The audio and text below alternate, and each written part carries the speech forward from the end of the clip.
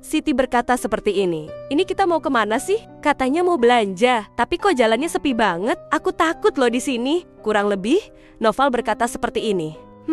Gituan yuk. Ih, apa sih kamu? Enggak lah, enggak mau. Aku udah. Antar pulang aja sekarang. Jangan macam-macam ya. Assalamualaikum warahmatullahi wabarakatuh. Sahabat Nusantara yang dirahmati Allah. Di cerita kali ini, kita akan kembali membahas kasus atau kisah nyata yang terjadi di Indonesia.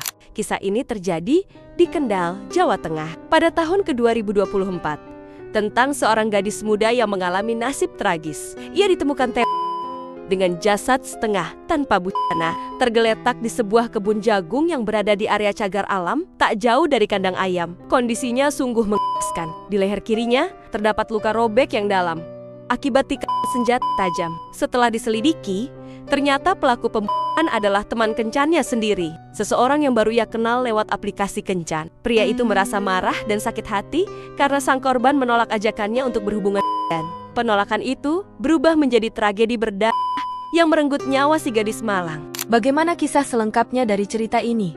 Tonton video ini sampai habis agar sahabat Nusantara bisa paham. Sebelum kita mulai videonya, seperti biasa, jangan lupa untuk like, share, dan subscribe channel ini. Siapkan posisi ternyaman kalian untuk menikmati video ini.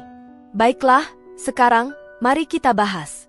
Di Kendal, Jawa Tengah, tepatnya di Kecamatan Brangsong, ada seorang gadis muda bernama Siti.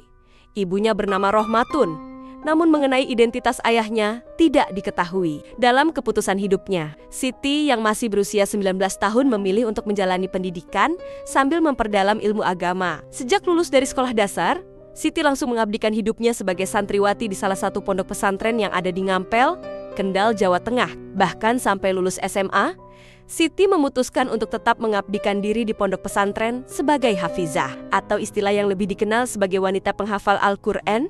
Selain menjalankan aktivitas sebagai seorang santriwati dan hafizah, Siti juga bekerja sebagai penjahit di sekitar pondok pesantren tempatnya mengabdi. Pekerjaan itu ia lakukan untuk menambah penghasilan dan memenuhi kebutuhan hidup sehari-hari. Setiap harinya, Siti berusaha dengan sanggup-sungguh menaati peraturan yang diberlakukan di pondok pesantren. Ia menjalankan kewajibannya dengan disiplin, seperti melaksanakan salat 5 waktu, mengaji, serta mengikuti berbagai aktivitas lainnya di lingkungan pesantren. Selain aktivitas di pesantren, Siti menjalankan pekerjaan sebagai penjahit dengan sangat tekun. Namun, sobat, seperti gadis muda pada umumnya, ada saat-saat di mana Siti merasa jenuh. Di dalam hatinya, ia juga ingin memiliki pengalaman baru, termasuk mengenal lawan jenis. Entah mengapa, mungkin jika sesama dari pesantren akan menimbulkan pengaruh besar atau bagaimana. Jadi, Siti pun akhirnya mencari teman pria dari luar lingkungan pesantren. Dan untuk mendapatkan kenalan pria, Siti memutuskan mencarinya melalui aplikasi kencan. Saat itu, pada suatu hari, tepat di hari Sabtu, tanggal 12 Oktober tahun 2024, Siti pulang ke rumahnya di Kecamatan Brangsong, Kendal, Jawa Tengah untuk menghadiri haul kakeknya. Izin untuk pulang hanya 1 hari saja, dan ia kembali keesokan harinya, pada hari Senin, tanggal 14 Oktober tahun 2024, diantar kembali oleh ayahnya ke pesantren. Lalu, di momen saat pulang ke rumah itulah, Siti memanfaatkan waktu untuk mengunduh aplikasi kencan, yaitu aplikasi berwarna hijau yang bernama Om. Di aplikasi tersebut, Siti pun saling cocok dengan seorang pria yang bernama Naufal Zulfakar. Pria yang akrab disapa dengan nama Naufal tersebut merupakan seorang pria muda yang usianya hanya terpaut 2 tahun lebih tua dari usia Siti, yaitu 21 tahun. Naufal ini merupakan warga Mungkit, Kabupaten Magelang, Jawa Tengah. Agar lebih dekat dengan tempat kerjanya, Naufal pun memilih tinggal di sebuah indekos di Panggang Ayung, Desa Wonorejo, Kecamatan Kaliwungu, Kabupaten Kendal. Saat itu, Naufal masih berstatus lajang. Ia kerap menggunakan waktu luangnya untuk berkencan dengan beberapa wanita yang biasanya ia kenal melalui aplikasi pencari jodoh, yaitu aplikasi hijau bernama Ulu. Aplikasi tersebut pertama kali ia ketahui dari iklan di Instagram pada hari Sabtu, tanggal 12 Oktober tahun 2024, saat tengah menjelajahi aplikasi tersebut, Naufal pun saling cocok dengan Siti.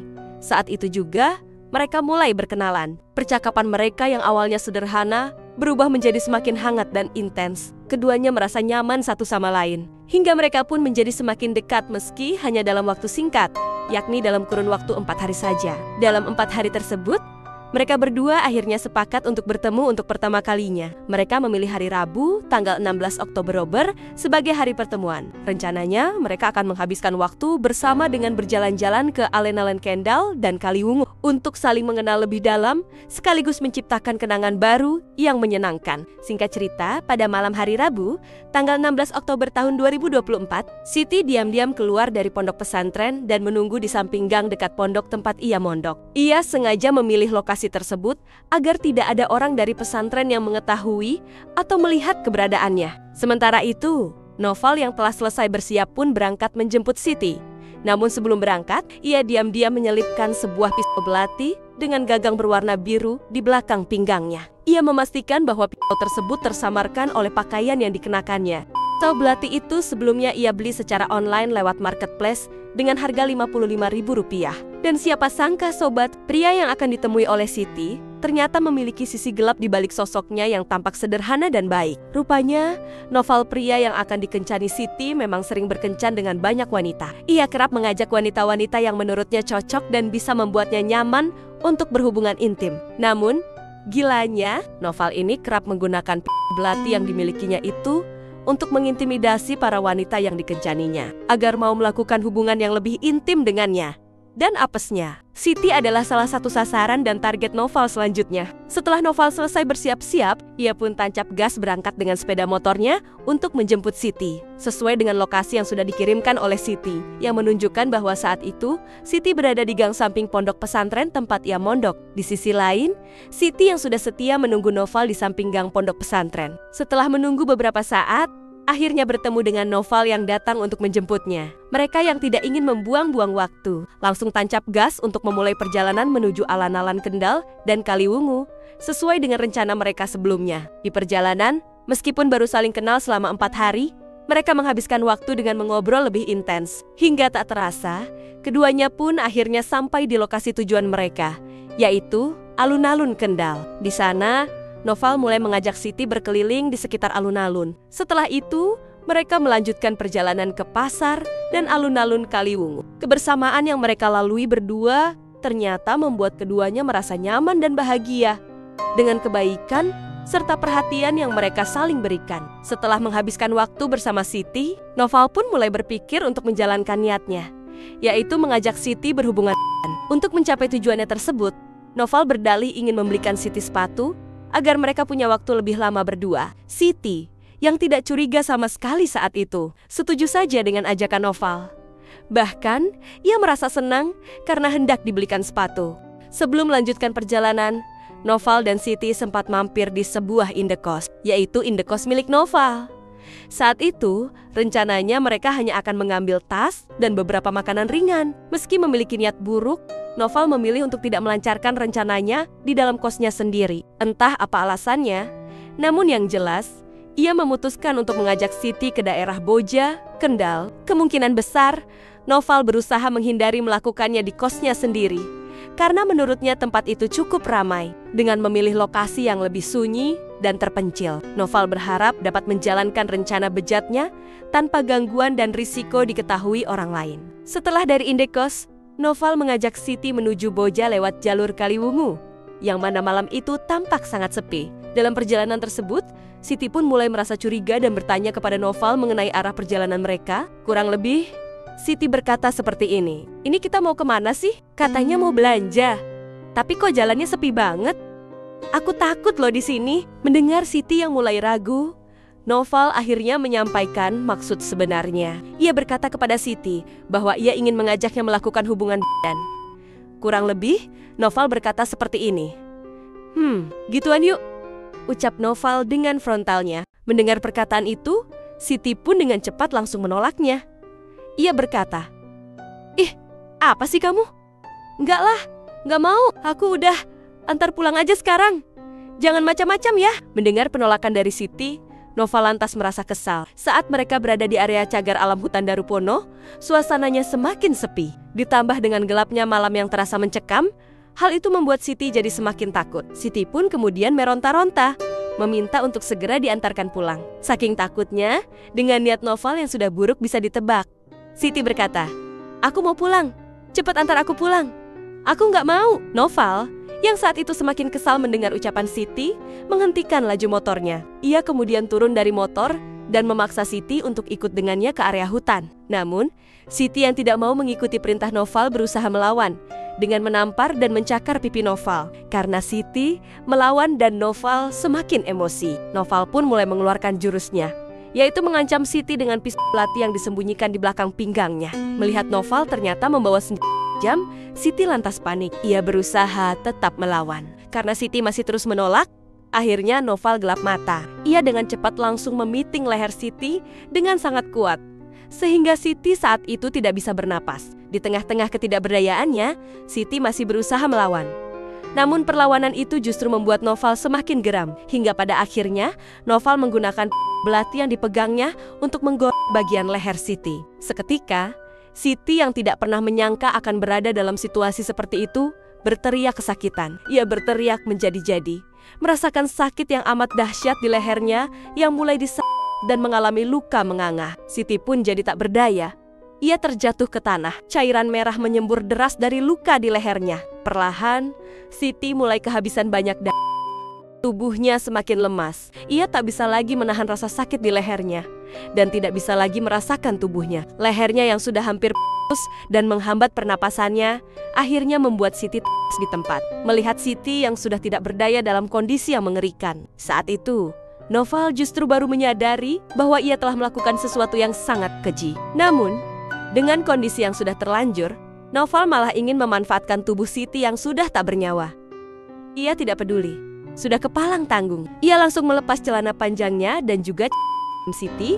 Noval kemudian melakukan aksi kejinya sambil merekamnya dengan ponsel. Setelah puas melakukan aksi bejat tersebut, Noval pun memutuskan untuk segera melarikan diri. Namun sebelum itu, ia mengambil handphone milik Siti untuk menghilangkan jejak barang bukti sekaligus mendapatkan keuntungan. Setelah itu, Noval meninggalkan jasad Siti dalam kondisi yang memilukan, tergeletak di tengah-tengah hutan. Ia pun kembali ke kamar kosnya di daerah Kaliwungu sambil membawa handphone milik Siti. Keesokan harinya, Noval memutuskan untuk segera menjual handphone tersebut di wilayah Magelang. Dengan cara ini, Noval berusaha menghapus jejak perbuatannya, sehingga keberadaannya tidak bisa ditelusuri. Uang hasil penjualan handphone itu pun ia gunakan untuk bersenang-senang, atau sekadar untuk makan. Usai menjual handphone tersebut, Noval mencoba menghilangkan rasa panik dan hidup seperti biasa.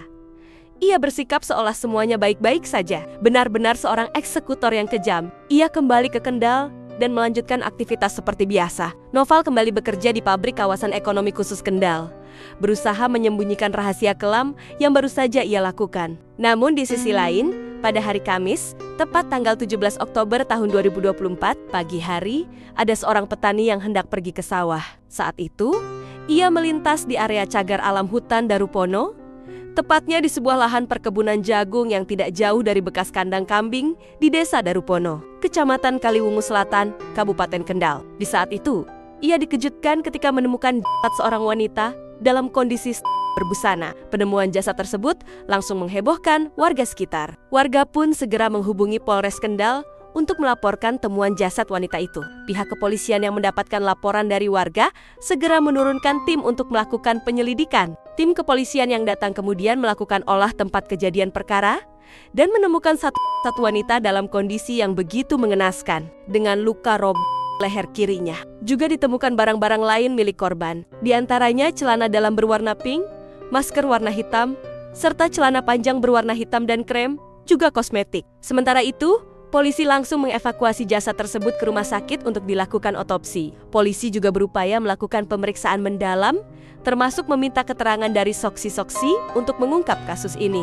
Berdasarkan hasil identifikasi pada jasad tersebut, polisi akhirnya mengetahui identitas korban. Ia adalah seorang gadis muda yang merupakan santriwati di salah satu pondok pesantren di Kendal, Jawa Tengah. Polisi segera mengabarkan kabar duka tersebut kepada pihak pondok pesantren dan juga keluarga korban. Pihak keluarga, saat mengetahui kabar bahwa putri mereka telah tewas secara mengenaskan, awalnya tidak percaya. Mereka bingung, karena mengira anak mereka masih berada di pondok pesantren. Saat itu, dengan rasa tidak percayanya, mereka langsung menuju ke rumah sakit untuk memastikan semuanya. Setelah mereka memastikan, di saat itulah, Betapa hancurnya hati mereka setelah mengetahui bahwa ternyata benar jasad wanita yang ditemukan tersebut adalah putri mereka yang bernama Siti. Keluarga langsung meminta Siti untuk dipulangkan lalu dimakamkan. Siti dimakamkan di tempat pemakaman umum setempat yang ada di dekat rumahnya di daerah Brangsong, Kendal, Jawa Tengah, tepat pada hari Kamis, tanggal 17 Oktober tahun 2024. Malam harinya, disertai isak tangis, keluarga mengantarkan kepulangan Siti. Di saat itu, keluarga masih bingung. Apa kesalahan mereka? Mengapa bisa putri mereka dihabisi secara mengenaskan seperti itu? Pihak keluarga meminta tolong kepada pihak kepolisian untuk segera menangkap pelaku karena mereka merasa penasaran. Apa yang sudah dilakukan oleh putri mereka sehingga dia harus dihabisi sedemikian rupa? Di sisi lain, polisi sudah melakukan pemeriksaan lebih lanjut untuk mengungkap siapa pelakunya. Berdasarkan keterangan dari saksi serta barang-barang bukti yang ditemukan, mulai dari pelacakan sidik jari hingga adanya rekaman CCTV. Polisi akhirnya berhasil mengungkap identitas dari pelaku dan dapat melacak keberadaannya. Saat itu, polisi mengetahui bahwa pelakunya adalah seorang pria yang bernama Noval.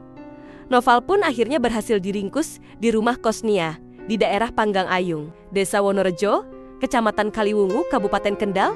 Setelah 1 minggu lamanya pencarian terhadap Noval ini, polisi menangkap Noval tepat pada hari Kamis, tanggal 24 Oktober tahun 2024, sekitar pukul 4 dini hari. Bersamaan dengan ditangkapnya Noval, polisi mengamankan sejumlah barang bukti, di antaranya sebilah belati bergagang biru, sepeda motor, jaket berwarna merah, serta celana panjang jeans yang juga disita dari tangan Noval. Noval yang ditangkap saat itu segera diamankan untuk diperiksa lebih lanjut. Noval yang didesak akhirnya mengakui perbuatannya yang telah menghabisi Siti. Kepada polisi, Noval mengungkapkan bahwa ia tega melakukan perbuatan keji terhadap Siti karena merasa kesal Siti tidak mau diajak berhubungan. Kepada polisi juga, Noval mengaku bahwa dia baru Siti setelah Siti tes. Sambil melakukan aksi kejinya, Noval mengaku sempat merekam aksinya dan dia mengakui bahwa hal itu untuk konsumsi pribadi. Saat menceritakan kronologinya, Noval sempat berdalih bahwa ia ingin mengeksekusi Siti dengan menggunakan bambu. Namun, karena polisi curiga dengan kebohongan dari keterangan Noval, sebab berdasarkan luka pada tubuh Siti terdapat luka gorokan jam, polisi meminta Noval untuk menunjukkan di mana ia membuang bambu yang katanya digunakan sebagai senjata. Namun, Noval tidak bisa menunjukkannya karena memang dia berbohong. Saat itu, dia akhirnya mengaku bahwa dia hanya menggunakan sebilah belati yang disembunyikan di kamar kosnya. Saat kamar kosnya digeledah, polisi pun menemukan pisau tersebut. Di saat itu, Noval juga berdalih bahwa senjata jam tersebut kerap dia bawa kemanapun dia pergi hanya untuk menjaga diri. Ia mengaku tidak membawa senjata tersebut saat bekerja, tetapi selain saat bekerja ia selalu membawanya. Ternyata, rupanya belati tersebut sering dia gunakan untuk melancarkan aksinya dalam mengancam wanita-wanita yang ingin ia kencani agar mau melakukan dan dengannya. Atas perbuatan tersebut, Noval dijerat dengan Pasal 338 KUHP tentang penghinaan, Pasal 285 KUHP tentang pemaksaan hubungan, dan Pasal 365 ayat 1 dan ayat 3 KUHP tentang pencurian dengan kekerasan, dengan ancaman hukuman 15 tahun penjara. Baiklah sahabat Nusantara, terima kasih sudah menonton video ini sampai habis dan sampai berjumpa di kisah-kisah menarik lainnya. Saya akhiri, wassalamualaikum warahmatullahi wabarakatuh.